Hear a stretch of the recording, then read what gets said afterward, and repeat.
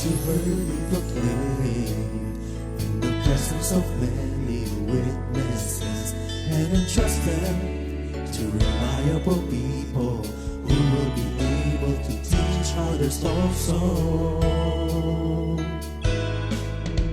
Take the teachings you heard me proclaim in the presence of many witnesses, and entrust them to reliable people who will be able to teach others also. Take the teachings you heard me proclaim in the presence of many witnesses, and entrust them to reliable people who will be able to teach others also. Take the teachings you heard me proclaim in the presence of many witnesses, and entrust them to reliable people who will be able to teach others also. 2 Timothy 2:2. Hallelujah, 2 Timothy 2:2. Praise the Lord. 2 Timothy 2:2. You and me, let us proclaim the gospel. 2 Timothy 2:2. Hallelujah. 2 Timothy 2:2. Praise the Lord. 2 Timothy 2:2. You and me, Let us proclaim the gospel of Jesus Christ. Take the teachings you heard me proclaim in the presence of many witnesses, and entrust them to reliable people who will be able to teach others also.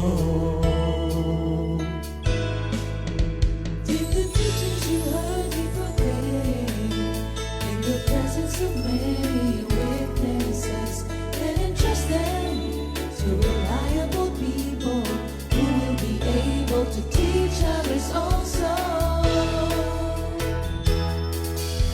2 Timothy 2:2. Hallelujah, 2 Timothy 2:2. Praise the Lord. 2 Timothy 2:2. You and me, let us proclaim the gospel. 2 Timothy 2:2. Hallelujah. 2 Timothy 2:2. Praise the Lord. 2 Timothy 2:2. You and me, Let us proclaim the gospel of Jesus Christ. The harvest is plenty, but the workers are few. And as for me and my house, we will serve the Lord. We will serve the Lord.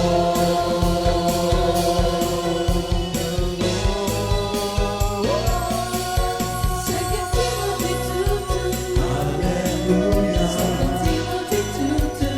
Praise the Lord. 2 Timothy 2:2. You and me, let us proclaim the gospel. 2 Timothy 2:2. Hallelujah. 2 Timothy 2:2.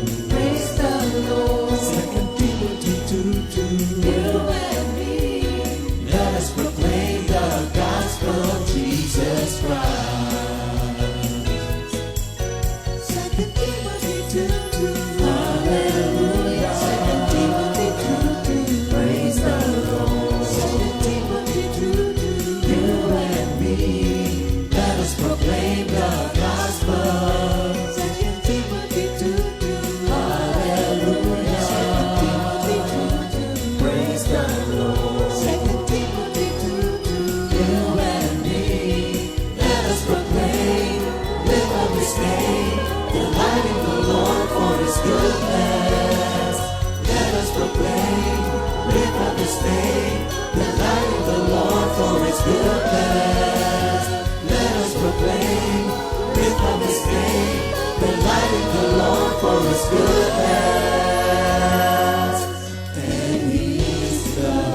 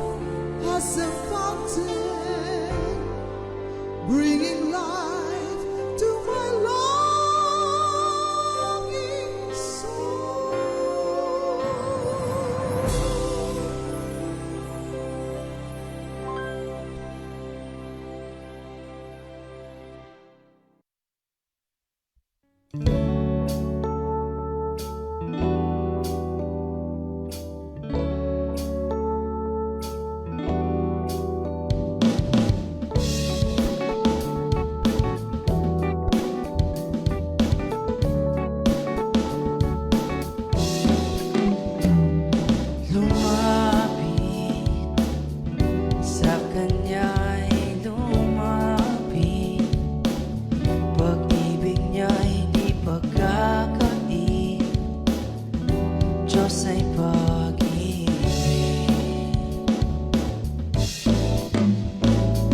Lumapit sa Kanya'y lumapit. Pag-ibig niya di pagkakait. Diyos ay pag-ibig.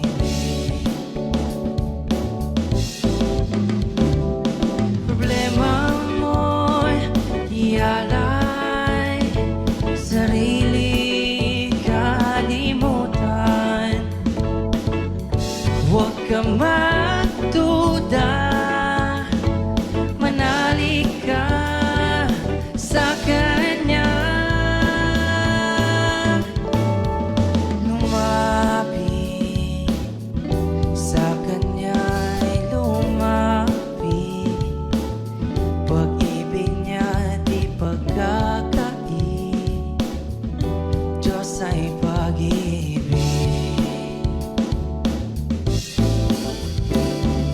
Problema mo'y ialay, sarili kalimutan.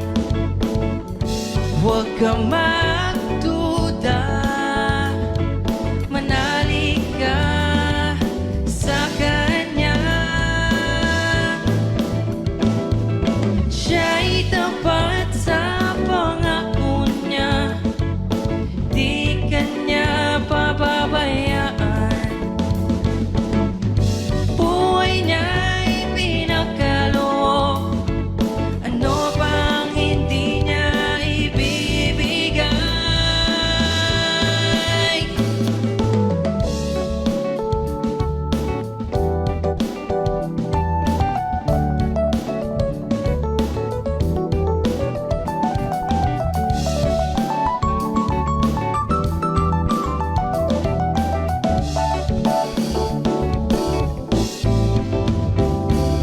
Problema mo'y ialay, sarili kalimutan.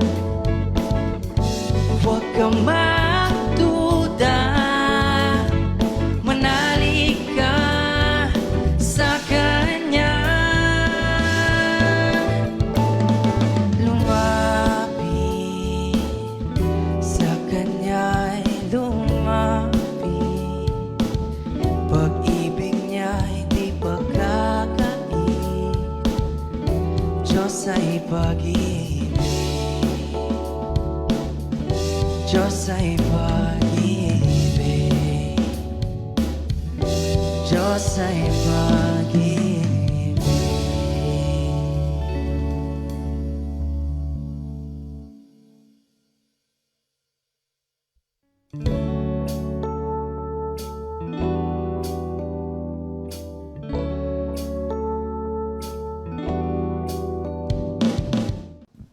Good morning, Jesus! Welcome to Awit ng Pag-ibig CSM Edition!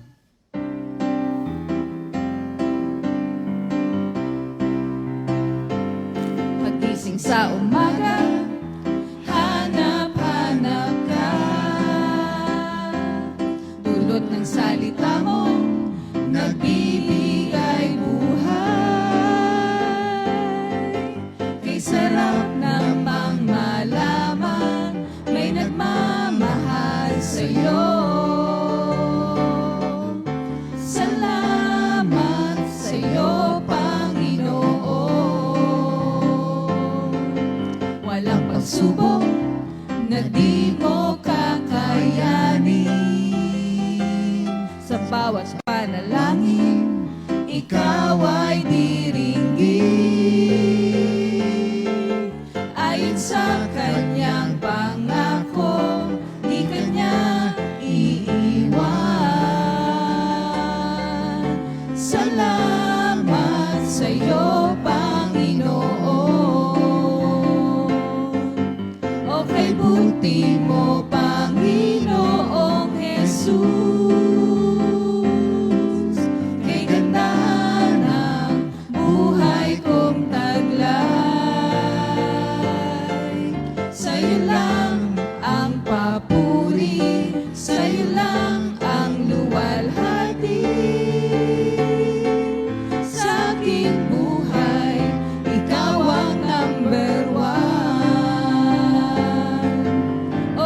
ultimo, Panginoong Jesus. Kay ganda ng buhay kong taglay. Sa'yo lang ang papuri, sa'yo lang ang luwalhati. Sa aking buhay, ikaw ang number one. Sa aking buhay, ikaw ang number one.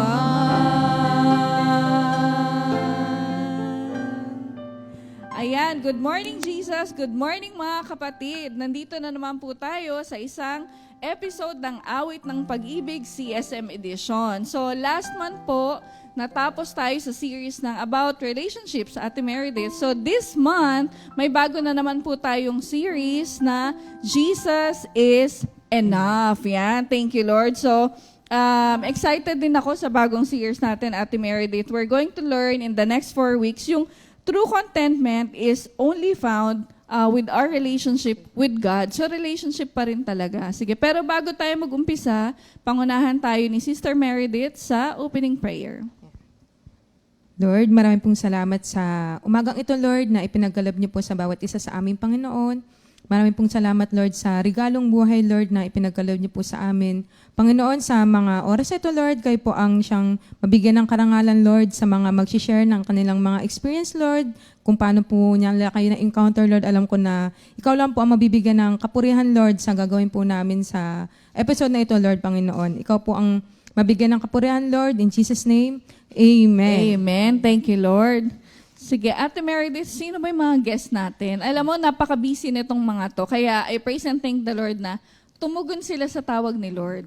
Oh, iba talaga pag sila lang nag-invite. Amen. Hindi talaga tayo makapag-no. Amen. Kasi yung mga guests po natin ngayon ay mga on the road to going to be a doctor at ng iba ay experienced doctor na. And yun nga, busy talaga din sila. So, pakilala muna siguro natin sila isa-isa. Umpisahan natin sa pinakamagandang katabi mo, Ate Meredith. Sister.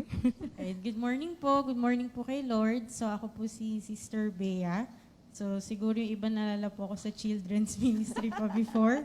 So ngayon po nasa band po ako ng Makati. And then apo po ako ni Sister Nora and anak po ako ni Brother Doc Edwin po. Ayun. Si mother mo nasa Nandito rin audience. po pala si Mami. Si Sister Tin po, yung Mami ko. Shout out nyo mo si Mami. Next. Ay, good morning po. Good morning kay Lord. Ako po ay panganay na anak ni Brother Edwin at ni Sister Christine at apo po ko ni Sister Nora. Ayun. Ako po ang kuya ni Sister Bea. Ayun po. Thank you, Lord. Thank you, Lord. Lord. Lord po. Siguro doon na tayo sa daddy. Good morning po mga kapatid. Unang-una binabati ko muna ang aking asawa, si Sister Tin. Thank you Lord, kasama po namin. At yung aming mga kasama po sa West, ang Makati Fellowship. Good morning po sa inyo. Ako nga pala po si Brother Edwin, ang parents po ni Sister Bea at ni Brother Paulo. At may isa pa po akong anak, ang aking bunso. Shout out din kay Sister Hannah. Thank you Lord. Ayan. Dito naman sa magandang katabi ko din. Katabi mo naman, Thank you, ate. Sister Angel. Isang mapagpalang umaga po sa ating lahat. Ako po si Sister Julie Caray from Makati West Choir. Kapatid po ni, since birth ni Sister Olive Caray po. Mapagpalang umaga po sa ating lahat. Gusto ko yung since birth. Since birth na. Baka kasi meron hindi since birth.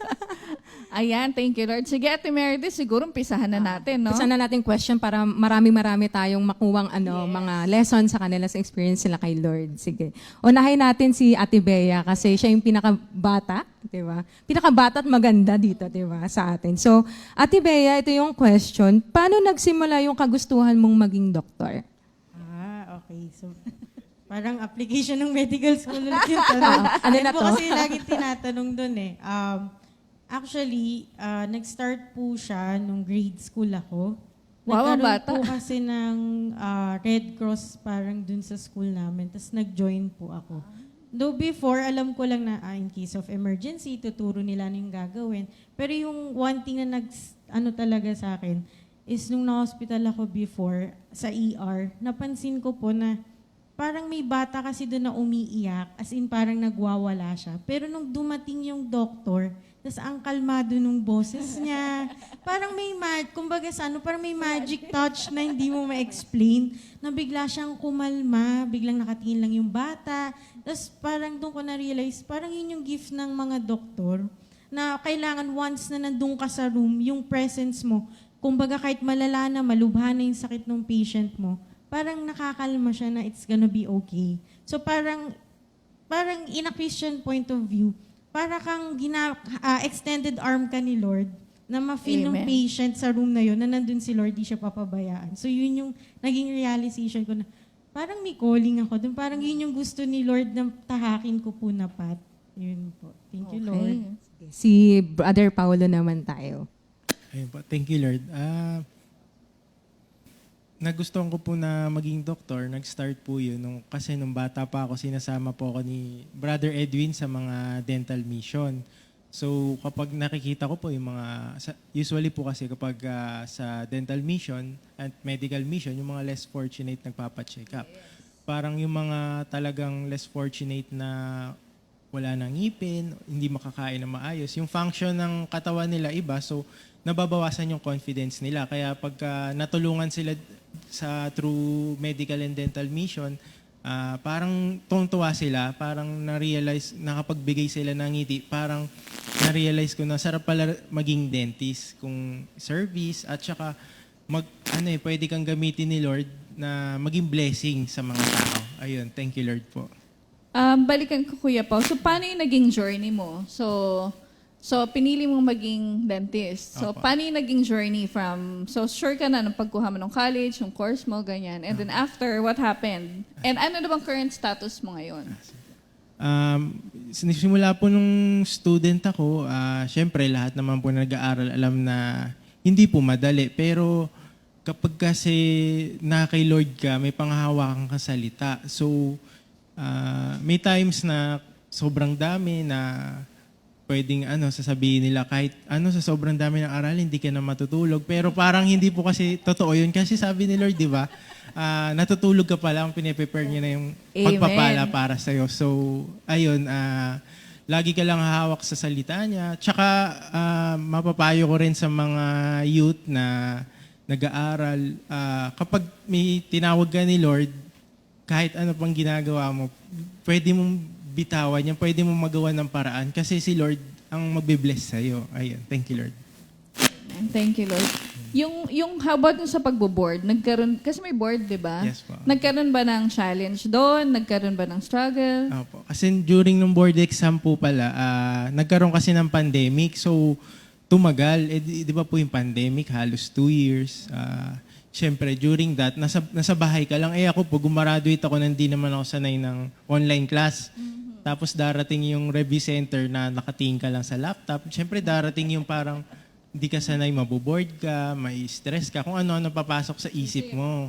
Kasi hindi ka sanay sa ganong environment. So, kumbaga pag napapagod ako noon during nakikinig lang ako ng minsan Good Morning Jesus o nakikinig ako ng mga preaching sa Facebook, sa YouTube. Parang yun yung naging panghahawakan ko. Kaya during na dumating na yung board exam, malakas yung loob ko. Hindi dahil nakapag-aral ako, hindi. By God's grace, ayun. Siya yung nagbigay ng kalakasan sa akin nung mahina ako. Parang yun yung naging kalakasan ko during that time kasi iba si Lord kumilos eh. Ayun, thank you Lord po. Diba? Ang ganda nung sharing ni brother. Kasi diba parang tayo kasi parang pag binigay kasi ni Lord, kunyari, binigay niya sa iyo itong pangarap na to or pinasok ka niya sa bagay na ito, siya rin yung maglalabas sa iyo. Basta magtiwala ka lang sa kanya. Ang ganda nung sharing niya na si Lord yung naging kalakasan ko sa panahon ng kahinaan ko. Kasi minsan sa mundo, ang alam natin, pag mahina tayo, talunan tayo. Pero as Christian, pag mahina tayo, mas nararamdaman natin yung kalakasan ni Lord sa buhay natin. Ayun, thank you, Lord. Kaya natin tinatanong yung paano yung naging journey nila as a doctor? Kasi pag bata, parang pag lalaro-laro ka, anong gusto mong maging paglaki mo?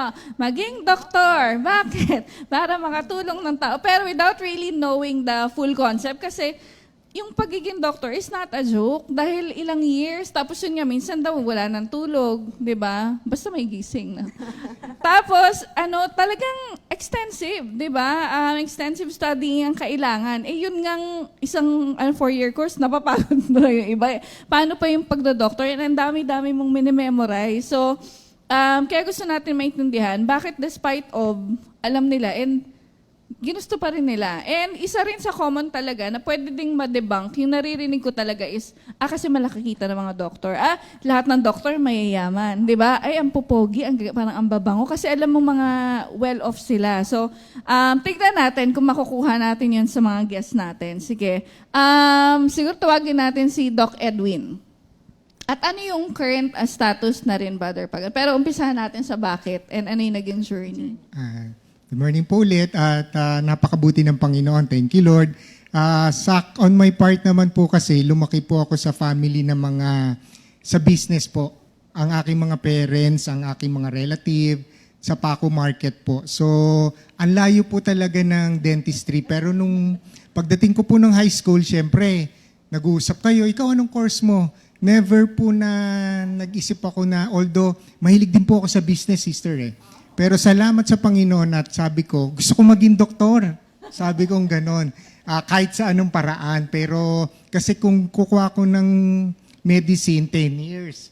Ang dentistry is 60 years, sabi ko. So, sabi ko sa sarili ko, hindi nag-pray ako. Sabi ko, Lord, kung magte-take ba ako ng dentistry, kakayanin ko. At napakabuti naman ng Panginoon, no? At ginawa niya naman akong dentist. Pero hindi, sabi nga nung aking anak, no? Hindi siya ganun kadali. Pero kay Lord, sabing ganun, yung imposible, magiging posible sa Panginoon. At tunay nga, napakabuti ng Panginoon at yung aming pagiging dentista, no? Nung nag-aaral po ako, sister, wala po akong nakikita na parang, ano kaya after ko maging dentist, Kasi nung araw naman, hindi naman aware yung ating mga facial appearance, no? Basta extraction lang, extraction. Pero ngayon, more on tayo yung appearance, no? Aesthetic, yan. Yan ang number 1 ngayon. At syempre, kami naman sa dentistry, i-apply mo bukod sa aesthetic, yung makatulong ka ba sa pasyente mo na yung function, no? Makanguya, no? Makakain ng Pero ngayong nagpa-practice na kami, doon ko nakita na bukod pala sa pagtuturo, no, ng paano yung tamang mga toothbrushing, andun yung service. Yung service mo sa mga hindi capable, no? So, kami po mag-anak, thank you Lord naman, ginagamit namin profession sa, limbawa, nagkaroon po ng brigada eskwela, no? Ano po yun, service, no? Doon sa mga bata. At nagpapasalamat kami sa Panginoon at nagamit yung aming profession sa pagtulong, no? At para na rin ma-share yung kabutihan ng Panginoon. Pero naging madali ba, Doc Edwin, yung process mo? Like, pagka-graduate, dentist ka na ba agad? Pagka-graduate kasi, actually, yung nag-stop po kasi ako. So, hindi naman really maaga, pero kumbaga, ilang years na lang, nag-stop ako. Pero salamat sa Panginoon, nung nag-stop ako kasi, nag-business po kami mag-asawa. Tapos dumating po sa time na napapaniginipan ko yung mga friends ko nung college. At parang, nasan ka na? Ganun, balik ka na. Totoo po, thank you Lord. At sabi ko parang, tas yung business po ay humina. So sabi ko, what if kaya, sabi ko sa aking sister wife, balikan ko kaya si dentistry. Sabi niya, so siya lagi nagpupush sa akin na, sige mag-enroll ka, ganyan-ganyan. Then may ginamit ang Panginoon na friend ko, na malapit lang pala sa amin, thank you Lord, sinabi niya, eto reviewin mo. Kasi kumbaga, masyadong matagal na, almost 15 years po kasi ako nag-stop. So masyadong matagal na. Yung alam mo dati, hindi na siya, applicable. Maari yung mga basic, parehas. Pero ngayon, dahil sa advance ng technology, iba na. So nag-take po ako ng board, napakabuti ng Panginoon kasi sa kabila ng aking pinagdaanan noon. Yung sa akin naman, hindi naman pandemic, kundi yung time na nag-board kasi ako noon, parang yung father ko kasi nasa hospital. So hindi po madali para sa sa atin, ano? Na napakahirap na baka nagbo-birthday yung father mo, alam mo na kukuhanin ni Lord. Pero sa kabila ng lahat, sabi ng ganon, sabi ni Lord, hindi kita pababayaan. Di ba sabi sa kanta natin, hindi tayo matatakot, no? Kasi kasama natin si Lord. Salamat sa Panginoon. Thank you, Lord. Ngayon ko lang nalaman din na nag-stop si ang tagal. Ang pinaka-challenge kasi doon is yun nga, hindi na updated yung knowledge mo. Plus, marami ng developments, no? May mga siguro curriculum or mga practices na you were aware before na hindi na pala. Tapos may mga latest na. Pero dahil si brother ay talagang servant ni Lord din, nakikita talaga yan sa Makati. So talagang binigay din talaga sa kanya ni Lord yun. Pero napaka-anong discovery na 15 years. Tapos pero nakapasa Medyo matagal yun, yes, sister. matagal talaga na break yun. Pero glory to God na nakakatuwang pakinggan. No? Kasi yun nga, nakikita natin, hindi talaga madali yung road sa pagiging doctor. Tapos ngayon, dentist na si brother na, nga, ginagamit yung family nila. Si Sister Julie kaya, ano ang kanyang journey? Ito, first time ko lang din to maririnig. Kasi hindi niya to nakikwento sa Makati. Para po sa inyong kaalaman, si Sister Julie ay ang dakilang production assistant. Lahat ng recording ng Makati, lagi yan nakasupport. May dala yung extra costume or blazer or lagi siyang support kay Sister Olive. Ngayon, first time po rin siya ay mag-guest. Sige, Sister Julie. Thank you, Sister Angel. Nakakatuwang pakinggan yung mga sinasabi ni Brother Edwin. Hindi ganun kadali.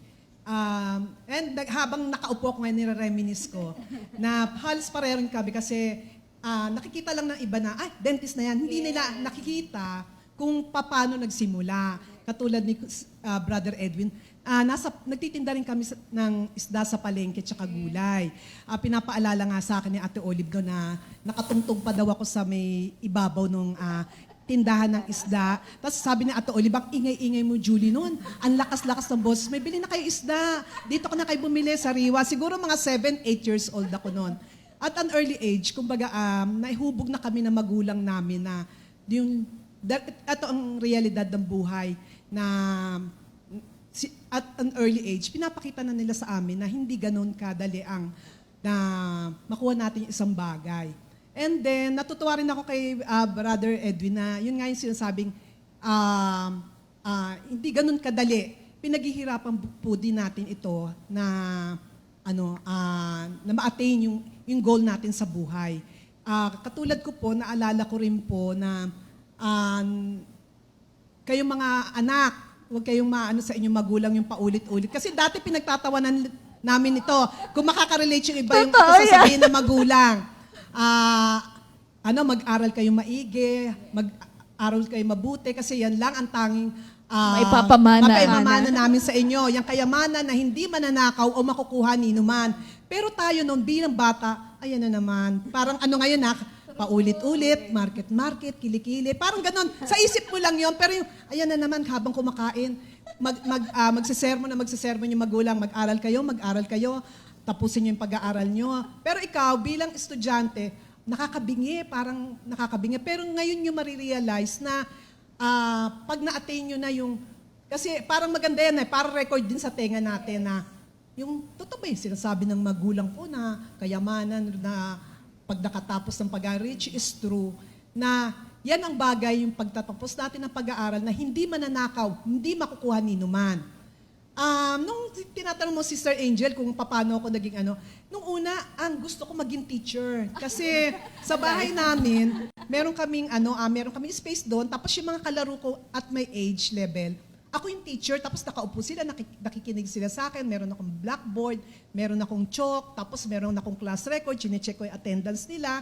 As we go along ng ating journey, kumbaga, nung nag-high school na ako, ang hirap pala maging teacher kasi nakikita mo yung mga ugali ng estudyante. Alam niyo yan, mga estudyante, lalo na yung mga kabatch ko dyan. Shout out. Yung mga estudyante kakaiba, kumbaga parang ayoko na ng mag-teacher. Parang kayang gusto ko? Kasi nanay ko, tatay ko, paulit-ulit, kailangan magtapos ng pag-aaral. As we go along, nahilig ako sa science. Hate ko ang math. Si Ate Olive magaling sa math, ako bobo ko sa math. Ayoko doon. Kumbaga si Ate Olive, tinitignan ko as model na saan siya pumasok, doon din ako papasok. dumating pa yung pagkakataon na, ito sinasabi ko sa na nanghihiram lang ako sapatos sa kanya. Imagine mo, yung sapatos, PE time. Nasa ibaba po ako, first floor. Nag-aaral po ako sa Makati Polytechnic Community College. Shoutouts po sa mga classmate ko doon. Public school po yun sa Makati. Pero po, kumbaga mataas ang standard. During PE po, wala akong sapatos. Alam niyo po, tatakbo pa ako from first floor to fourth floor. Hanapin ko po si Ate Oli. Bihiramin ko yung sapatos. Kumbaga, rubber shoes. Parang isipin natin, sapatos lang. Hindi po. Ganun po. Talagang, akyat po ako para, Ate Olive, sisenyas pa ako. Ate Olive, yung sapatos, PE ko na. Imagine niyo, fourth floor, bababa po ako sa ground floor. Ganun po. At the same time po, at early age, tinuro na po sa amin ng magulang namin na maging practical. Kasi yung mga kamag-anak namin, mga namimili sa mga usok-usok ng sister na Plaza Fair. Ay, naku, Plaza Fair. Narinig ko rin yan kay yung mama. wish ko nung maliit ako. Ano ba wish ko nung maliit ako? Gusto ko lang yung digulong na bag tsaka yung magnetic Ano kasi pencil yun eh? case. Status kasi yun eh. Nakakatuwa kasi pag may digulong. Oo, pag dumaan sa yung digulong, mayaman. Oo. Kumbaga, buti na lang yung aking magulang, lalo na yung nanay ko, sinasabi ng nanay ko, anak, kung ano lang meron tayo, yun lang pagkakasyahin natin. Tinuruan niya kami at an early age na maging practical. Alam niyo kung sa kami namili, hindi sa land, hindi doon sa Plaza Fair. Kasi yun nasikat ng araw sa Makati Cinema Square. Punta kami Divisoria. Sumasakay kami sa jeep. Namimili kami kung apat na magkakapatid kami, bibili kami ng notebook ni nanay na talagang bibit-bitin mo. Ang bigat kung iisipin mo. Pero yun, kumbaga, an early age, tinuturo na sa atin yung value na maging practical. Hindi wag tayo masyadong tumingin sa material. Kumbaga, yung notebook namin, halimbawa, yan, alam ni Ate Olive na, halimbawa, hindi naubos yung, di spring noon yung notebook natin. Pag hindi naubos yun, pag-iipon-ipunin mo. Ipon-ipunin mo kasi 10 subjects. Tapos, kakalisin namin yun. Gagamitin next year. And then, tatahiin namin ang yard yun. Shout out sa mga kabatch ko dyan. Oh yes, naranasan ko rin yan, sister. Naranasan ko rin, sister. Same. Ganun talaga, kumbaga, at an early age, tinuturuan na tayo ng magulang natin, parang sasabihin nyo, kuripot naman, parang ano ba yan? Notebook naman, tatahiin pa. Hindi. Tinuturuan tayo ng magulang natin, kung ano yung resources natin, yun ang gamitin natin. At the same time nga, yun nga po yung, kung magagamit nyo pa yung bag, actually yung bag ko, up to now, buhay pa. Tinitiknan ko yon up to now kung gusto nyo makita. Yung bag na yung grade 4 hanggang grade 6. Alamin natin yung brand. Walang brand, pero mapanlalaban talaga. Talaga hindi ganun sirain, unlike yung digulong. Kaya yun nga, mga bata, wag po tayo maiinggit or maano po doon sa mga uso. Ang anuhin po natin, yung focus natin, yung maging, wag tayo nakatuon sa material. Tuon tayo yung magagamit naman po natin. As we go along, hanggang tumanda tayo, maaan natin yung value nun. May isa pa pala, ang daldal, no? May isa pa palang value, tinuro yung aking magulang, yung nanay ko. Alam niyo po yung Bangko Pilipino? Kinakabahan pa po ito, mga Bangko brothers. Pilipino. Tinuro din po ng aking magulang yung pag-iipon. Mag-impok sa bangko. Mag-impok sa bangko. Kasi nung Bangko Pilipino noon, meron kayong parang folder na huhulugan nyo ng 5-5, ganun pa kalaki yung 5 noon. Pag napuno hindi nyo na namin inabutan. Hindi pa nabutan. Yun, kasi nung araw, ang Bangko Pilipino, huhulugan nyo yun. May baong kang 10 centavos, iipon mo yung 5 centavos. Ilalagay mo doon sa Pag naipon mo yun, ide-deposit ni nanay yung sinasama niya kami sa Bangko Pilipino. At an early age, tinuruan niya tayo mag-saving, not spending. Kumbaga, yun yung mga tinuro ng magulang ko sa akin.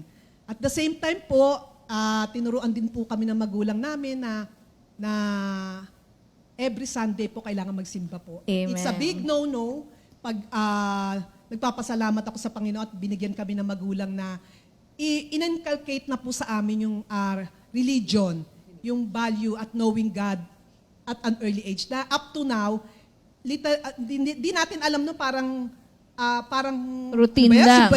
Routine lang. Pakinig ng pakinig. Pero nagtutuwa ako sa Panginoon kasi through that faith, na sa puso natin yon na maipanglalaban natin kahit anumang pagsubok ang dumating sa ating Relationship buhay. talaga kay Lord. Pero sister, paano ka naging doktor? Ito naging doctor, another story. mahilig ka, playful po kami nila Ate Olive. Kung alam ng mga tao yung mga kabatch ko dyan, yung aswang-aswangan. Yung kwarto namin po, Marami tayong mga- multumultuhan. Yung kwarto po namin maliwanag, nilagyan namin ng kortina. Ngayon po, hindi ko abot, sabi ni Ate Olive, Julie, lika, dali. Yung pinaano niya ako, tukod niya ako, yung likod ko, nakaganon yung parang dog style, sinampahan niya ako sa likod para ikabit yung kortina. Sa kasamaang palad po, unang bumagsak, ipin ko, namudgud po ako sa simento. Nabasag po yung ipin ko. Ngayon po, sabi ko, ay, ang hirap po pala kasi nung araw, sister, mahal ang root canal. Yes. Nung araw pa lang, talagang pag nag-root canal ka na, kasi sabi ng dentist, dalawa lang ang pwedeng gawin dyan. I-root canal Or bubunutin. Bunutin, syempre, during that time. Yes. Ang hirap ng buhay talaga. Actually, pag mahirap nga, sister, hindi alam yung root canal. Yes, Kasi hindi alam. sa public, bunot agad. Bunot. Kasi nung Walang araw option. naman talaga, brother, di ba, brother? Ang alam lang natin, nung araw, brother Edwin, puro bunot lang talaga. Totoo. Pag nasira na, Bunot. bunot na yan. Kumbaga, nakita ko yung nahihiya ka, hindi ka makaharap sa mga classmate mo, hindi ka makangiti, kaya laging nakatakip ang bibig mo. Kaya sabi ko, gusto ko maging dentist para yung early age na matulungan natin yung mga natin na hindi ganun maging mahiya. Kasi ako talaga, puro takip lang ako. Lahat ng mga pictures ko, lahat nakatakip ang bibig. Kasi nga, Hanapin natin. ayoko rin magpabunot dahil nga yung hindi na pwede kasi talagang nahati po yung ipin ko. Pero hindi ko naman sinisisi yung kay Ate Olive kasi ako naman yung nag-volunteer na sige Ate Olive, sampa ka sa likod ko. Ayun. Kaya pala yun po mabait si nag-history Sister niya. Olive. Si Ate Olive po. Ayan, thank you, Lord. Nakakatawa yung mga stories, di ba? Na totoo yun kasi lalo na pag wala ka talagang yung mga dental mission, di ba? Sa dental mission, di ka naman magro-root canal eh. Di ba? Kasi hindi rin kaya doon. Walang equipment. Tas, kumbaga, mabilisan lang talaga. Kaya bunot lang talaga din. Pero, so far, resounding, nakakatuwa na wala tayo narinig na yung bakit nila gustong maging doctors because of money. Yun yung nakakatuwa doon na siguro kasi pare-pareha sila na lumaki kay Lord eh. And yung relationship kay Lord ay napaka-importante. Kasi I'm sure pag nagtanong ka ng ibang bata sa labas, bakit? I mean, let's be practical and be honest. Sasabihin talaga, because malaki ang kita ng doktor, ang PF, kaya nila gusto maging doctor. So, nakakatuwa na naririnig natin sa mga kapatiran natin na it's because they want to help people to provide quality of life. Kasi yung aesthetics nakaka-affect din eh. So, quality of life, yun nga, yung puro nakaganyan ka sa picture. Imagine mo naman, di ba? Hindi masaya yun. So, thank you, Lord, na etong mga kapatid natin is making a difference talaga. So, bago tayo mag-break, pakinggan natin ang awitin na gustong ihandog ng mga Lopez. The Lopez.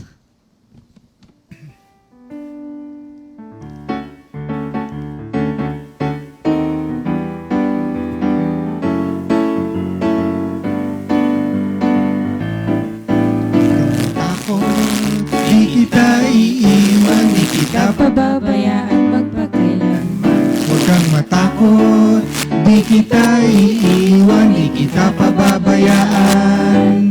Sabi ni Jesus, dumaan ka man sa malalim na tubig, sasamahan kita. Tumawid ka man sa mga ilog, hindi ka malulunod. Dumaan ka man sa apoy, hindi ka masusunog, hindi ka matutupo, pagkat kasama mo si Jesus. Ano man pagsubok, kasama mo si Jesus. Ayan, wag kang matakot, di kita iiwan. Thank you, Lord. Kaya mga kapatid natin, bagamat mahirap ang road to pagiging doctor, hindi sila natakot. Sige, Ate Meredith, sino ba ang may mga birthday today? Happy birthday kay Sister Maria Cecilia Mercado, Brother Christian James. Yan, dadalawa lang sila, Sister. Dalawa lang may Angel. birthday ngayong August 3. 3. So again, Sister Maria Cecilia Mercado and Brother Christian James. Happy Happy birthday, birthday mga po, kapatid! Brother Bong, pasok!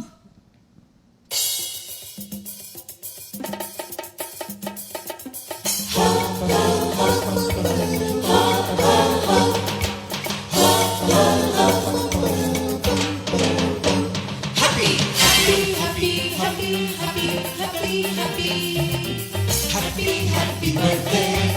Happy, happy birthday. Happy birthday. Happy birthday to you. Happy, happy birthday. Happy, happy birthday. Happy birthday. Happy birthday to you. Happy birthday! May the good Lord bless you. May the Lord's light shine upon you. Happy, happy birthday to you. Happy, happy birthday to you. Happy birthday, mga kapatid! Ayan, thank you Lord. Umiinit at sumasarap ang ating kwentuhan. Nandito pa rin po tayo sa Awit ng Pag-ibig CSM edition. So again, para po dun sa mga kakatune in lang, ang topic po natin or series natin for this month ay Jesus is Enough. So far, nadidiscover natin no, sa mga guests natin na doctors and aspiring doctor ay talagang enough si Jesus sa kanyang relationship sa kanya. Pero sige, Ate Meredith, ano ang second question natin? Pasok na tayo sa second question kasi, di ba, ang ganda nung bakit sila nag-start or na maging gusto maging doktor ngayon. Ang tanong naman natin kung, how would you define a successful person? Sige, Ate Bea. Kasi simula. alam natin, Oo. lahat ng doctors, ang impression, Successful. successful. Yes. Mayaman, madaming pera. Yes. Parang nasa kanila na lahat. Parang Yes. ganon yung tingin. Yes. Sige, Ate Bea. Parang application talaga. Medical school kasi ganito po yung mga tanong dun eh. Medyo Actually, kami talaga personal ano rin yung inaalam nila dun. So, sa question po na paano mo masasabing successful ka? Actually, yung sinasabi ka kanina na paulit-ulit pa, yung Jesus is enough. Sa experience ko po kasi, tulad ng nabanggit kanina, it takes 10 years or more to become a doctor sa Philippines. So meron tayong 4 years or 5 years of pre-med, bago 4 years proper, may internship. So kung may specialization ka pa, ibig sabihin po nun, surgeon ka, pedya, mga ganyan. It takes 15 to 20 years actually bago ka matapos. So di ba parang pag tiningnan mo, kailan ka ba nasan ba yung contentment doon? Laging kailangan mo mag-aral everyday. Kailangan mo, okay, papataasin yung ranking ko. Correct. Okay? So yun po yung misconception kasi na pag doktor, gusto nito yumaman. Malaki kita, magkano na ba check up sa doktor ngayon? Actually po, sa Philippines, yung misconception, hindi po mataas yung ng doctor pag general practitioner ka pa lang. Pag bagong graduate ka, actually, ang baba po tapos ang duty mo sa hospital is 36 hours or more. So, 2 days, 3 days ka sa hospital, hindi ka uuwi. Tapos, may room lang doon na magnanap lang kayo. Actually, hindi siya nap room. tulog. Kaya pala may nap room. Magnanap lang kayo saglit, tapos tatawagan ka na, okay, need ka sa ER, need ka sa ICU. So, ganun po yung medicine dito sa Philippines. So, habang iniisip ko siya kanina, nga mga doktor, parang hindi sila nakukontento. Kasi araw-araw daw po, nagbabago yung sakit. May bagong nadidiscover, may Correct. bagong bacteria. So, non-stop learning siya. Yun agad yung sinabi sa akin. So, paano masasabing nandun ka na sa point na successful ka na sa pagiging doctor po? So, nakita ko doon, ngayon papasok yung pagiging Christian mo. Kailan ka ba makokontento? Amen. And doon ko nakita na contentment is yung simpleng syempre ngayon student po ako, yung simpleng tapos na yung exam. Grabe yung lalim nung hininga mo after nun. Although nag-aral ka, let's say, parang 3 days straight yun, tapos ilang oras lang tulog mo. Tapos magtitake ka ng exam na less than 1 hour. Alam mo, yun yung lahat talaga tawag ka na, naranasan ko po kasi yun yung as in, si Lord lang talaga yung tinawag ko. Actually po, bago ako makagraduate, sa PLM po kasi ako nag-pre-med, med-bio po yung course ko. Ang naging rule ng school for the first time, kumbaga parang kami nga daw po yung napagtripan na batch. Kasi magkakaroon ng parang battery exam, parang bago ka makagraduate, kailangan mapasa mo yung exams na yon. And ang ginawa pa ng school, 1 month before graduation yon. So wala nang chance na pag hindi mo siya napasa, magre-retake ka. It's either Make it or break makagraduate ka or retake ka nung subject. Ang problem po sa school namin, wala kaming mga summer. So pag nabaksak mo yung subject na yun, antay Bagsak ka, na. kailan siya ulit i-offer. So it's either 1 year or more. Aantayin mo. Tapos isang subject lang yon. So nasama po kami, lahat kami sa batch na yon, mag-take kayo nung exam. Dun matetest yung pagiging Christian, may lalo na yung paggalit ka sa professor mo. Siguro maraming youth po yung makaka-experience neto na ang sipag mo mag-aral, pero bakit ganun yung professor? Hindi mo maintindihan kung ano ba to, dala-dala niya ba yung lahat ng problema sa mundo? May ganun makaka-encounter ka, dun matetest yung pagiging Christian mo. Kasi may prof ako na doktor, ang trip niya, sa dulo ng exam paper, maglalagay siya ng Bible verse. Pero ang nakalagay, when the time is right. Tapos sasabihin niya sa amin, okay lang, tumagal kayo. Kung gusto niyo talaga maging doktor, kahit 6 years, 7 years kayo dito sa ano.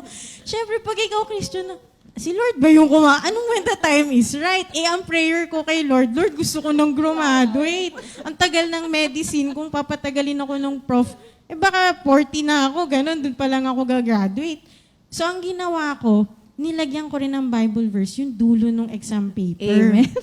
Yung exam po na yun, may 30 minutes ka, 100, yun yung turning point, sister. Bago ako nag-design na, magme-medicine ba talaga ako? Parang pre-med pa lang, halos gapangin ko na yung ano.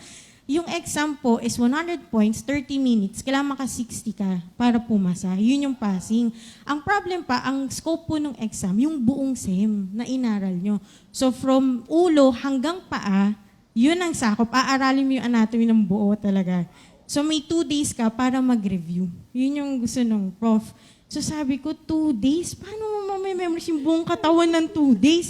Sa totoo lang, yung ibang classmates ko po, sumuko na sila. Kasi sabi nila, imposible yun. 2 days?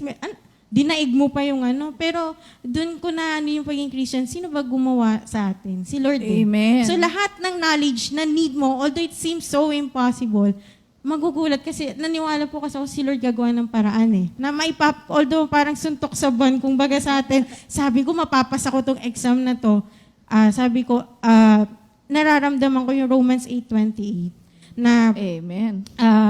na bibigay sa akin ni Lord to, gagraduate ako on time. Tapos during that time po kasi, pag hindi ka nakapasa, tanggal ka rin sa laude. Standing cum laude po ako nung time na yon. So, pray ako. Nilagay ko po yung Psalms 91 verse 4. Ang message po kasi sa verse na yon, yung hawakan ni Lord. Amen. Hindi ka maapektuhan, ano man mangyari, hawakan ni Lord. So, you can make it through kung ano man yung pagdaanan mo. Yun yung nilagay ko na Bible verse sa Amen. dulo. Kaya nung pinasa ko na yung paper ko, after 5 minutes, ibabalik na sa'yo. Doon mo malalaman kung gagraduate ka o hindi. Sabi po nung prof, ano yung nilagay mo sa dulo? Ano yung laman ng Psalms 91 verse 4? Sabi ko, sir, Doc, sabi nyo kasi when the time is right. Ang prayer ko kay Lord, Lord, ngayon na, It's time. It's time, Lord. Napipil ko, Lord. Kung God's will at saka heart's desire mo, pwede ka naman kasing maglambing kay Lord, di ba? Na, Lord, baka naman pwede pong, ayoko na gumapang, Lord. Okay na to, Lord. Gusto ko nang graduate.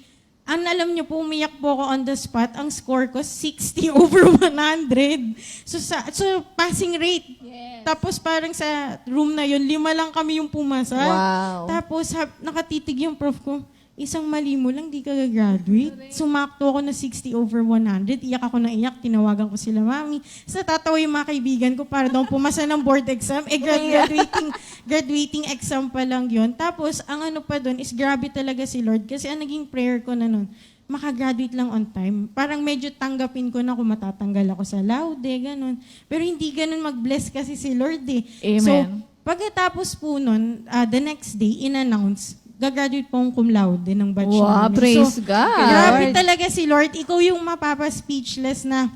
So, yun yung mga moments na masasabi mo, what defines success? Yung sinamahan ka ni Lord. Yes. Yung mga moments na Amen. impossible, naging possible. Possible, yes. So, mas naging deeper po yung ano ko sa life verse ko na Philippians 4:13, yung I can do all things. Kasi nabasa ko nga po, yung Philippians, sinulat pala siya sa loob ng prison. Pero siya yung happiest sa Bible. So, ibig sabihin nun, yung circumstance mo sa buhay ngayon, ginagamit yun ni Lord. Kasi hindi mo alam a few months after saan ka dadalhin. Parang yun nangyari po sa akin, yung na-share ko, sister, sa Makati. Nangyari po kasi sa amin, pag-graduate ko ng September, may option ka na dediretso ka ng med school or hindi. Ang nangyari sa akin, nag-decide po ako last minute na mag-gap year. So, sa gap year na yon, sa Philippines po kasi, pag gusto mo maging doctor, hindi ka basta-basta pwedeng makapag-apply sa school. Meron ka pang parang government exam na ite-take, ang tawag po NMAT. Ang exam na yon walang pass or fail. Ang ano lang po doon, irarank ko kayo sa buong Pilipinas. So kung minaka-perfect nung exam, yun yung 99. So ganun po yung application ng medicine dito sa Philippines. So although marami kaming pinagdaan, doon ko kasi naramdaman po na kasama ko si Lord eh. Amen. Okay yun na sa mga CSM, yung magpa-plan tayo, in 5 years, in 10 years, ganito yung gusto kong mangyari. Okay yun. Pero kasi, sa experience ko po, yung will pa rin ni Lord talaga yung masusunod. Kahit gaano mo i-plan, okay na, ganitong timeline by this year, kailangan graduate na ako. Kung hindi yun yung plan ni Lord, hindi siya mangyayari. So, sa akin, ang nangyari po, sinong mag-aakala, kung kakausapin ko yung sarili ko from last year, sinong mag-aakala na may mag-o-offer sa akin na private medical school sa Philippines ng scholarship, entrance scholarship. Thank you, Lord, no? So, grabe si Lord mag-bless kasi last year, ang goal ko po, mag-stay kaya ako sa State University kasi yun yung mura na medicine. Pero sabi ko, medyo parang imposibleng, mahirap talaga makapasok ng scholarship ng private. Kasi ang tuition fee po ng private medical school sa Philippines is 150,000 to 200 per sem. Dalawang sem po sa isang year. So kalahating million kaagad. Yes. Ganun po yung... 1 year, no? Yes, Palang. in 1 year. Ganun po yung medicine. So, thank you, Lord. Kasi a few months back, mga around May po, na-offeran po ko ng entrance scholarship. So, ang babayaran na lang po is yung miscellaneous. Wow, So, praise God. thank you, Lord. Kasi, grabe yung dumating po kasi ako sa point na tinanong ko si Lord, magme-med ba ako, Lord? Hindi, totoo po yun. Dumating ako sa point na nalungkot talaga ako. Parang ayoko kumain. Kasi sabi ko, grabe yung mga pinagdaanan ko. May gusto bang sabihin si Lord sa akin? Anong purpose? Bakit kailangan ko siyang pagdaanan? Dumating po ako sa point na ganun. So, doon ko na-realize na may nakaprepare pala si Lord for me. Amen. As in na, yung Ephesians 20 nga po na more than pa yung ibibigay ni Lord sa hinihingi mo. And Amen. ganun po yung nangyari sa akin. And in 2 weeks from now, magsa-start na po ako ng medical school. Yeah, So, praise thank you, God. Lord. Thank you, Lord. Diba, yun yung sinasabi ko na sobrang mahal mag-doktor. Tsaka hindi lang mahal, mahirap talaga. Kaya, marami rin talagang, pero nakakatawa kay Sister Bea kasi yung definition niya ng success is yung kasama niya si Lord, di ba? Yung relationship talaga kay Lord is enough eh. Si Lord talaga, enough talaga. Kaya pakinggan natin si Kuya Paulo kasi si Bea aspiring. Si Kuya Pau, nakatawid na. So, Kuya Pau. Ang definition ko po unang-una bilang Christian kasi ang definition ng success is kasama mo si Lord. Para sa akin, totoo po yun kasi sa pinagdaanan ko, onting kwento lang po about nung board exam. Kasi nung board exam talaga, mahirap po talaga kasi sama-sama na yun yung stress, yung iba, negativity ng mga ibang tao. Pero bilang Christian, dapat panghugutan mo yung Word of God. Kwento ko lang po kasi during the board exam, nakaka-stress kasi pandemic. So, wala ka ibang nakakausap.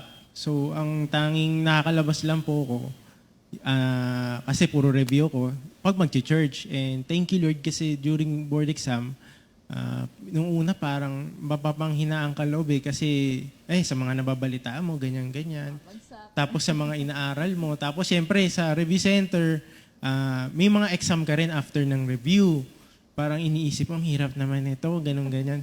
Pero thank you, Lord, kasi makakausap mo yung mga kapatid natin dito sa Comfy, lalo na sila pagka humingi ka ng word kila Pastor Alex, Sister Ria, at saka yung mga nakakasalubong mo dito sa Comfy, nakakatuwa kasi parang pare-pareho na sinasabi na binigay na ni Lord yan. Amen. Magpasalamat ka na. Parang ganun, hanggang ngayon nga nakakatuwa kasi pag naalala mo. Totoo pala pagka si Lord kakaiba magbigay ng wisdom or paparating niya sa iba para malaman mo yung salita na para sa'yo. Ayun, pinanghawakan ko lang din yung Mark 11:24 na whatever you ask in prayer, believe and you will receive. Ayun, thank you Lord kasi during exam naalala ko, bawat number, naging Jesus name ako. Kasi sabi in Jesus name, Jesus. Tapos ang tagal ko mag-exam, parang siguro 1 oras kalahati yung talaga mag-exam mo. 30 minutes doon, pinagpipray ko before and after. Tapos babalikan ko yung mga number, yung mga, lalo pag hindi ka sure, sabi mo, in Jesus name, gano'n. Natawa ako. Pero iba kasi si Lord kumilos talagang by His grace lang lahat. So syempre, di ba sa makamundo, sabihin nila ang success is meron kang sariling bahay, may sariling kang kotse. Maaring totoo yun, pero si Lord kasi meron kang ibibigay sa'yo, bakit ka nilagay dyan? So meron ka ring service na magiging blessing ka rin sa ibang tao. Yun. Yun ang parang success sa akin na magiging blessing ka, hindi lang para sa'yo, kundi mga nasa paligid mo. Magiging patotoo ka. Ayun, thank you, Lord. Thank you, Lord. So, ang definition niya naman, yung magiging blessing ka sa iba, hindi lang sa kanyang pangsarili, kundi sa iba din, no? Saka Ate Angel, 'di ba parang pag kasi nagagawa mo yung purpose na binigay ni Lord Yes. sa'yo, yun yung success, parang masasabi, successful ako kasi Correct. nagagawa ko yung task na binibigay ni Lord sa akin. Right. Kaya nabigay niya sa akin, kunyari, profession nila, di ba sabi nga, hindi lang siya profession, calling talaga Yes. Di ba yung service mo sa tao, and dun nga, nasi-share din nila yung care ni Lord, di ba? Through dun sa profession na binigay Nila. sa kanila. Yes, thank you. Ito ay yung mga nasa CSM pa. So, mga CSM, para naiintindihan nyo rin kung paano kumikilos si Lord sa buhay natin, di ba? So, tawagin ko si Doc Edwin. Ano ulit yung question? Sige. Doon pa tayo sa una? O doon sa medyo, pangalawa? Oo, pangalawa na. Doon na tayo sa pangalawa kasi medyo matagal na din sila nagpa-practice ng correct. kanilang profession po. So, do you consider yourself as successful? Yes po, kasi unang-una, nakilala natin si Lord. So, yun ang tunay na pagiging successful, no? Nating mga Kristiyano. Lahat tayo, we consider ourselves na successful kasi nakipag-isa na tayo kay Kristo, no? Na kahit ano man yung dumaan, kasama natin siya.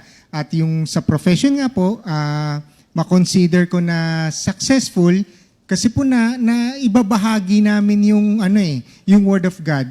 Sa clinic po kasi, kaming dalawa na aking sister wife, tandem po kami niyan . So siya po yung ng patient, then ako naman po yung nagawa. Lagi po naming nakaka-encounter po kami dyan ng hindi lang po hindi lang basta ngipin yung problema. So nandyan po yung party po dyan yung nagsishare. So ibabahagi nila sa amin yung kanilang mga problema, no? Merong mga time po na mai-share ko na rin na may parang naghihintay siya na sa labas ng clinic. Parang inintay niya po matapos muna lahat ng patient. Then nung sinilip ni Sister White, nakita niya yung patient na to, para siyang iyak ng iyak, no? So yung pala may problem siya. Pero hindi po namin siya kilala, mga kapatid. Tapos in-interview ni Sister White, no? So gusto raw niya magpaganda. Yung sa makatuwid ganun. Ano po siya, teenager. So gusto daw niya magpaayos ng ngipin at siya daw ay nagkaroon ng lab problem at gusto niya magpakamatay. Pero salamat sa Panginoon kasi syempre pagpasok sa clinic, kala ko syempre sa pansarili nating kaisipan, kala ko bang ngipin lang gagawin dito? Paano mo siya ma-uplift yung kanyang spirit, no? Na huwag niyang gagawin yun. Nako, hindi kay Lord yun. So, salamat na lang sa Panginoon, nakaka-attend tayo ng mga ganitong gawain. Syempre, babahagi mo yung mahal ka ng Panginoon. No? Amen. Pag kino-confess mo pala yun, yung Word of God, ikaw mismo, natuturuan mo yung sarili mo na mahal ka ni Lord. Na sa Kanya ka lamang mag-focus, mga ganon. Lahat naman tayo dumadaan sa problem, pero kaya natin mapagtagumpayan kasi nakilala natin si Lord. Amen. At pag na-share mo yung Word of God, kapalit nun yung overflowing na blessing ni Lord. Katulad din ng aking mga anak, no? Nakatapos sila. Nung una sabi ko, pag nakatapos sila, okay na. Diba? Yung katulad po kay Sister Bea sa kanyang med, no? Inisip ko nung una, paano kaya yung tuition fee? Pero Correct. God will provide, di ba? Amen. Hindi mo talaga maisip kung saan manggagaling, pero sabi nga dun sa ating salita, no? God will provide. Natutulog ka pa lang, sa Psalm 127, piniprepare na ni Lord ang blessing mo. At napakabuti ng Panginoon kasi meron din akong katandem na yung one spirit sapagkat syempre asawa mo siya, binigay siya ni Lord, Yes. Sister Tin, no? Napakabuti ng Panginoon na maayos namin napapatakbo yung clinic. Pero una si Lord. Thank So you, salamat Lord. sa Panginoon. Doc, so si Kuya Pao ay nagpa-practice sa ibang clinic. Sa amin po. Okay, same Yes clinic. po. So kasi si Doc Edwin ay may sariling Clinic. dental Opo. clinic. Yes And po. kailan lang to inopen? Siguro mga 10 years ago po. 10 years ago. So, kasi di ba pag doctor ka, iba-iba yung iba gusto mag-serve sa hospital. Yung iba, ang heart's desire talaga, magkaroon ng sariling practice. Ano bang measurement? Ano ba yung feeling na mas successful sa doctor? May sarili kang practice o kahit saan? Siguro kung saan ka ilalagay ni Lord. Kung sa amin kasi mararamdaman mo yun na dito ka anak, ilalagay kita dito sa aspeto na to. So sa amin nga sa private practice, no, makapag-treat ka ng ngipin, no, matulungan mo, sabi mo nga sister, you make a difference, no. Hindi lamang sa kanilang facial appearance kundi yung kanilang spiritual. No? Amen. Thank you, Lord. Sige, si Sister Julie. Do you consider yourself successful? At first, sabi ko nga nung inano ako ni Sister Angel, Doc Julie, meron tayong interview about successful. Sabi ko sa kanya kagad, successful ba ako? Wala nga akong bahay eh. Nakikitira lang ako sa magulang ko. And then, yun nga, nag-search ako, what is success, yung achieving your goals in life. Yun nga, sabi ko, sandali, parang mali ata ako doon. To be honest, yung karamihan sa atin, nakatuon tayo successful sa material possession. Meron kayong magandang bahay, magandang business, magandang sasakyan, pero wala silang contentment, wala silang peace sa puso nila. Kaya masasabi kong, bikaduktong yon, achieving your goals and be happy. Yun yung masaya ka sa puso mo. At first po, hindi lang po ganito, may struggle din po ako. Katulad po noon na second year college ako, kinausap na ako ng father ko na, anak, baka mag-change ka na ng course. Baka hindi natin kaya, mag-shift ka na. Kumuha ka na ng accounting katulad ng ate mo. Accounting, math, yan ang, I hate math. Sabi ko ganun. Siyempre hindi ka kumikibo. Takot ka sa magulang mo, tahimik lang ako. Narinig ni Ate Olive yun. Kasi si Ate Olive, ang gustong-gusto ni Ate Olive, maging flight stewardess. Ate Olive binuking kita. Flight stewardess, kaya lang po, ang nag-o-offer lang po ng school noon is Lyceum. Ayaw ni tatay na underpass ka, going sa, kasi maglalakad ka, underpass, delikado. Kaya napunta siya sa malapit na school sa amin, which is yung Concordia, pinakuha siya accounting na ayaw niya. Kumbaga laban sa puso niya. Buti na lang binakapan ako ni Ate Olive na, Tay, ayoko matulad sa akin si Julie na hindi niya gusto yung course at ipagpipilitan natin sa kanya. Thank you, Lord, at may kapatid ako mabait, ate. Tapos, yun nga, hindi pa rin doon. Napagpatuloy. Yun nga, sinabi, may plan si Lord ang magpo-provide sa inyo. 4 kami magkakapatid noon, lahat college. Na-provide po ni Lord na pag kay Lord kasi, nothing is impossible. Kasi pag makikita sa amin yung mga kapitbahay namin, mga hindi na nakakapag-aral, and yet, kaming 4 magkakapatid, nakapag-aral. Thank you, Lord. Thank you, Lord. Tapos po, hindi pa rin ganun. Maraming struggle, katulad ni Doc Edwin, may mga struggle. Nung kukuha na po ako ng board, siyempre po, nagre-review na ako, may hindi pong magandang nangyari, nabaril po yung father ko. Barangay captain po yung father ko sa Makati noon, namatay po siya, accident. Kasi pa lang po nung mga vision noon. Kung alam natin, Shabu, ang street po namin Sandico, ang tawag nga po doon sa Sandico is Shabudico. Ang isang hindrance daw po yung father ko, being barangay captain na doon sa business. 1988, pasimula pa lang yung mga shabu-shabu. Kumbaga po, hindrance ang father ko kasi ayaw niya na may gulo sa lugar niya. Yun po, history na po, namatay yung father ko. Namatay din yung passion kong mag-review. Hindi ako nag-review. From September po, October, November, December po ako kukuha nun. Ayoko pong kumuha. Buti na lang po, binigyan din po ako ni Lord ng family na nasusuporta sa akin. Kumuha ka. At isa ko pong kaibigan, Doc Malu Carino, shout out. Siya po yung isang makulit kong kaibigan na best friend ko po na, Julie, kukuha tayo ng board ngayon, sabay tayong kukuha. Hindi, ayoko. Hindi, kukuha tayo. Amin na yung yung registration mo. Amin na yung mo. Kinuha niya lahat, ako wala akong gana. Not knowing, in-enroll niya ako. Siya ang nag-apply sa akin for examination. Siya lahat ang gumawa. Wala akong ginawa. Talagang ayoko po. Alam niyang ayokong kumuha.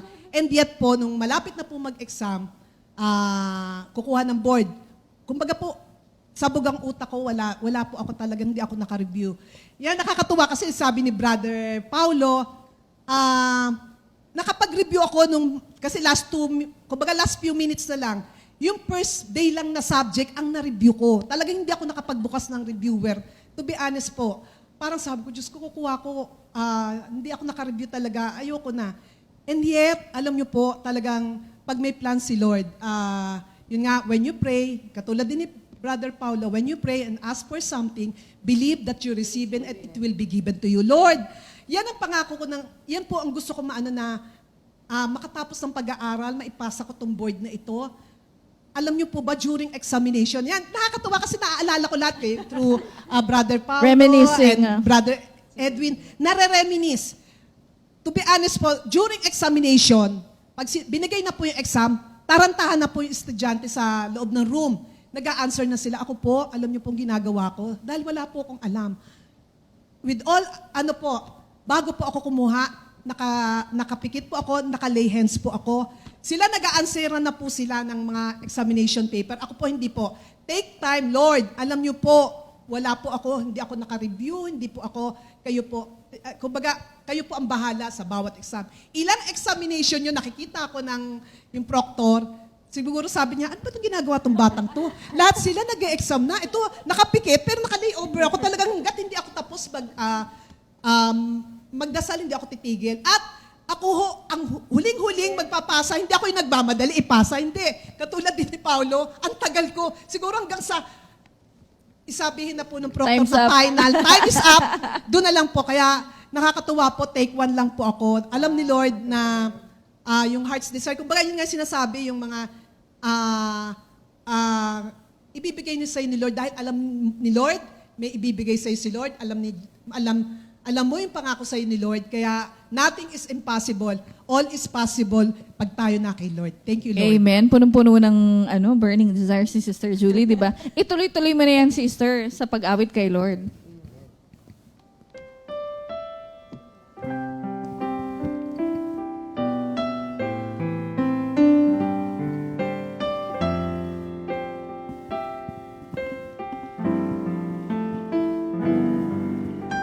The Lord is my shepherd. I have everything I need. He lets me rest in fields of green grass and leads me to quiet pools of fresh water. He gives me new strength. He guides me in the right path as He has promised. Even if I go to the deepest darkness, I will not be afraid, Lord, for You are with me, with Your shepherd rod and staff, protect me. You prepare a banquet for me, where all my enemies can see me. You welcome me as an honored guest and fill my cup to the brim. I know that Your goodness and love will be with me all my life,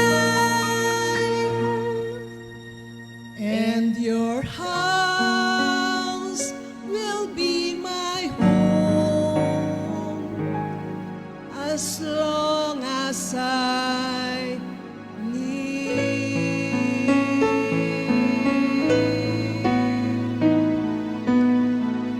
Thank you, Lord. Napakaganda ng awitin, no? Tamang-tama sa topic na, The Lord is my shepherd. I have everything I need.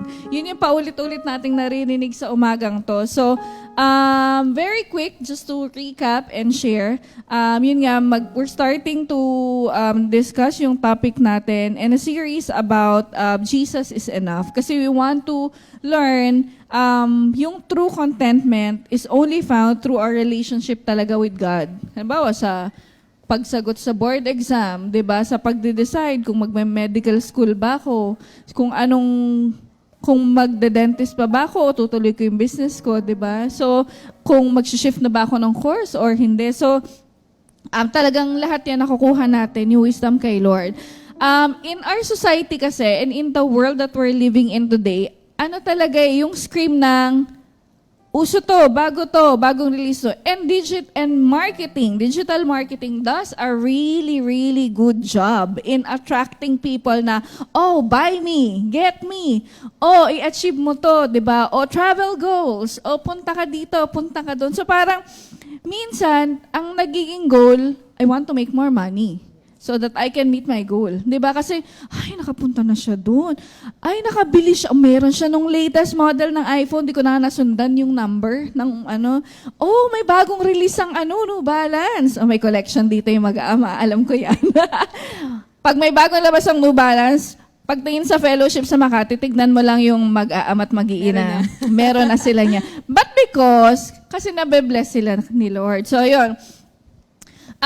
Kaya yung nagiging mindset ng lalo na yung mga kabataan ngayon, kasi parang I need to be successful. Yun yung nagiging sa kanila ng world. Kaya yung pressure is there, like real pressure. And a lot of youth, sadly, succumbs to anxiety, depression.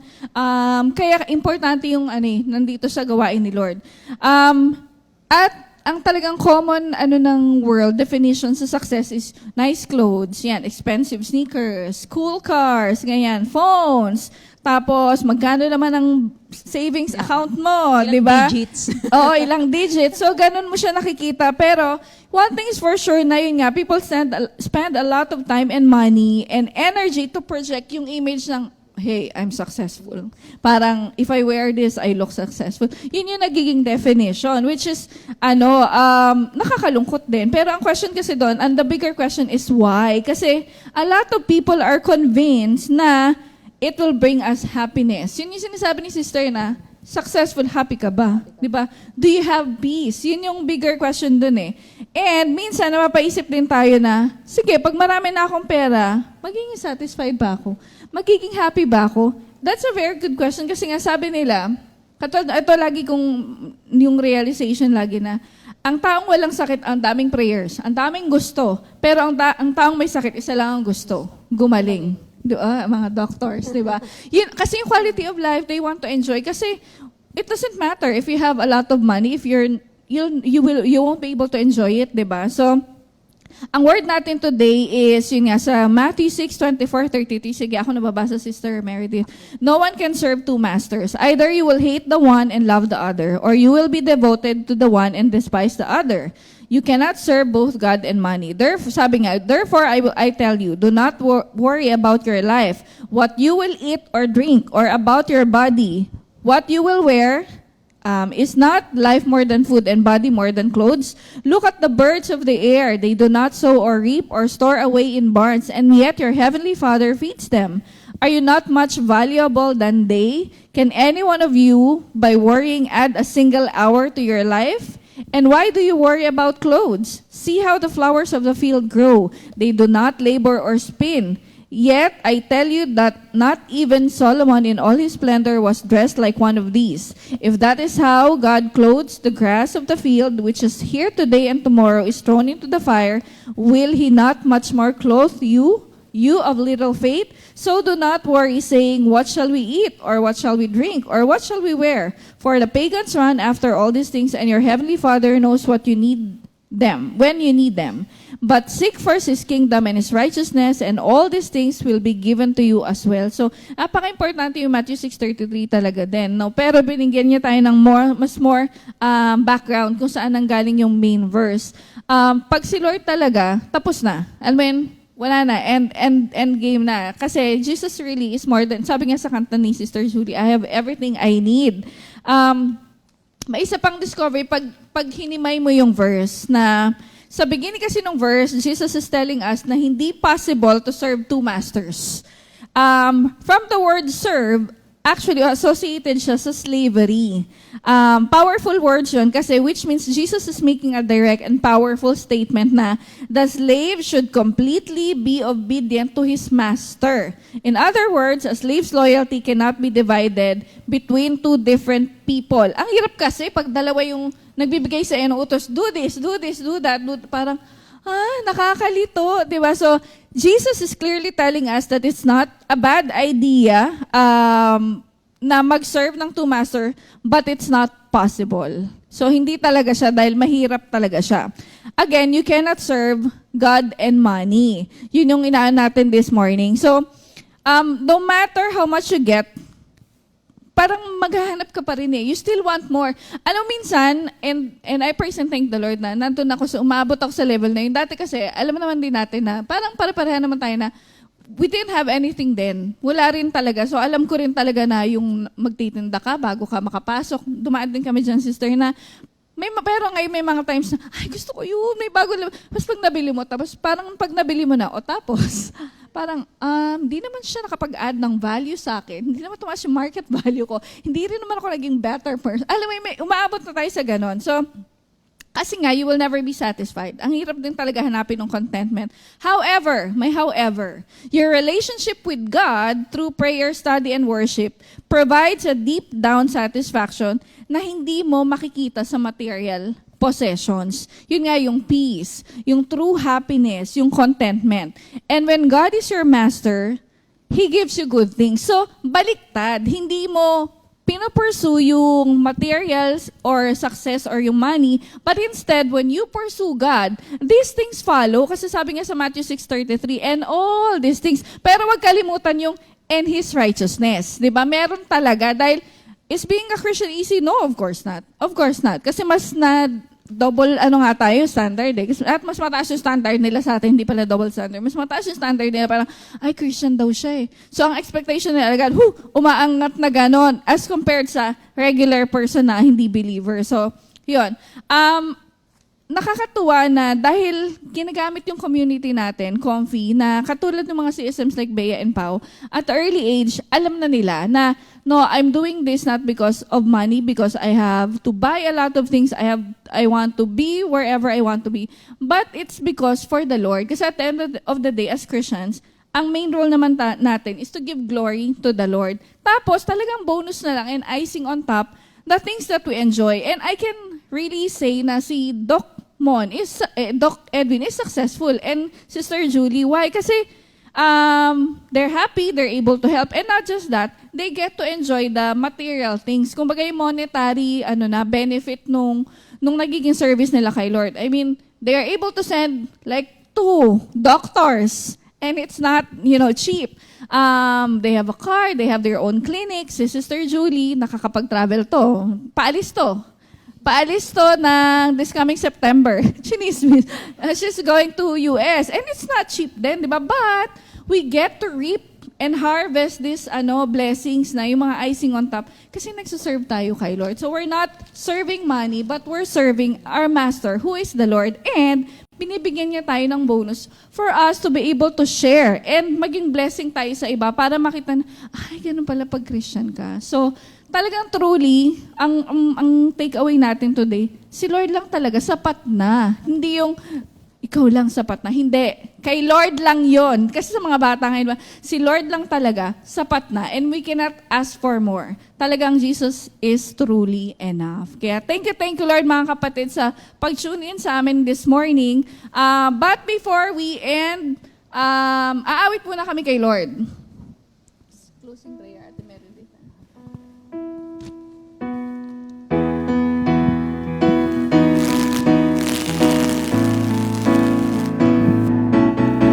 Pinagpalang buhay ang kaloob ng Diyos sa lahat ng tao.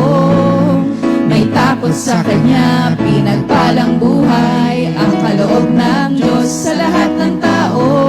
Nagtitiwala kay Jesus, wala na ang dati. Hirap at pasakit, ngayon ay buhay na ganap at siya. Sama-sama tayo nang magpuri sa Diyos. Sa hilaga o silangan, sa timog o sa kanluran, sama-sama tayo nang magpuri sa Diyos. Sa hilaga o silangan, sa timog o sa kanluran, ating ipagsabi at ipagbunyi na si Jesus ang Panginoon ng buhay natin ngayon. Sama-sama tayo nang magpuri sa Diyos. Sa hilaga o silangan, sa timog o sa kanluran, sama-sama tayo nang magpuri sa Diyos. Sa hilaga o silangan, sa timog o sa kanluran, ating ipagsabi at ipagbunyi na si Jesus ang Panginoon ng buhay natin ngayon. Na si Jesus ang Panginoon ng buhay natin ngayon. Na si Jesus ang Panginoon ng buhay natin ngayon. Sige, Ate Meredith, close us in prayer. Lord, marami pong salamat sa pagtuturo, Lord, na ipinagkalab niyo sa bawat isa sa aming Panginoon. Alam ko, Lord, na sa episode na ito, Lord, na nabuksan po niyo po ang aming pusit isipan na kayo po ay sapat na, Lord. Wala na kaming hahanapin pa, kundi ang makasunod sa kalooban niyo, Lord, na kami po ay magamit ninyo sa kahit anong propesyon na binigay niyo po sa amin, na mabigyan po namin kayo ng glory, Panginoon, na kung nasaan man kami, magamit niyo po kami na mag-preach ng inyong salita, makapag-share ng inyong gospel, Lord, sa mga taong nakakasalamuha po namin, Panginoon. Lord, muli, marami pong salamat sa buhay, Lord, sa grasya, sa pagmamahal ninyo po, Lord, sa aming lahat. In Jesus' name, Amen. Thank you, Lord, Thank you, mga Lord, kapatid. See you next week. God bless. God bless you all po. 2 Timothy 2:2.